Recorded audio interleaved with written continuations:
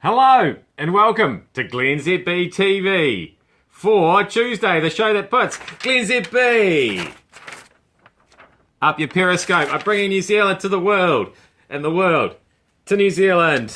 And yes, for the second day in a row, we are measuring how excited we are about the world of offshore trusts, thanks to the release of 11 million documents in the Panama Papers.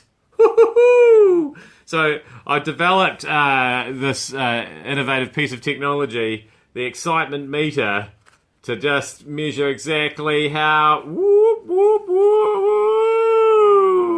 whoop, whoa. It just sort of, that's where the excitement, it just sort of keeps going like that. I try and put it up to there, and then it just keeps. Yeah. Hi, Brazil. What's your excitement factor? Are you closer to Panama than we are?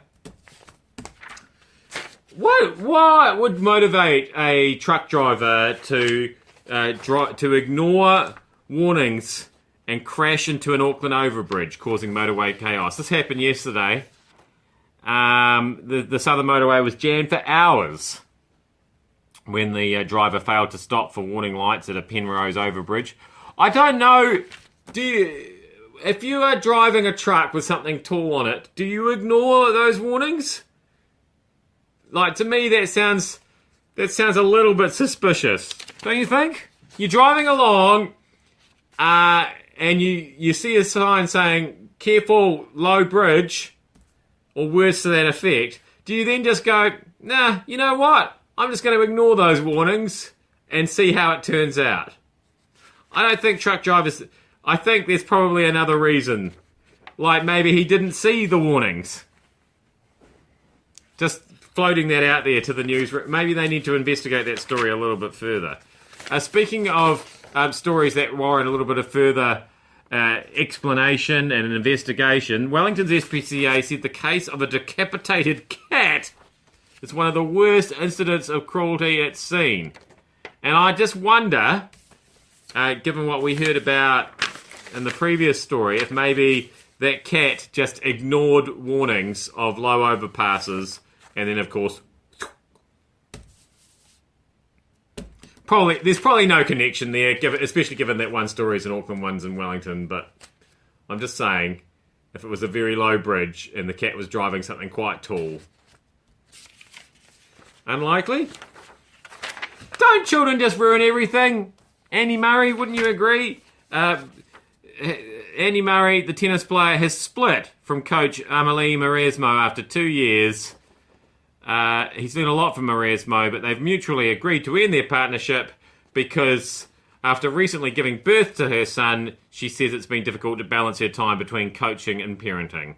Isn't that just always the way? Kids, who knew that a baby would be more demanding than Andy Murray?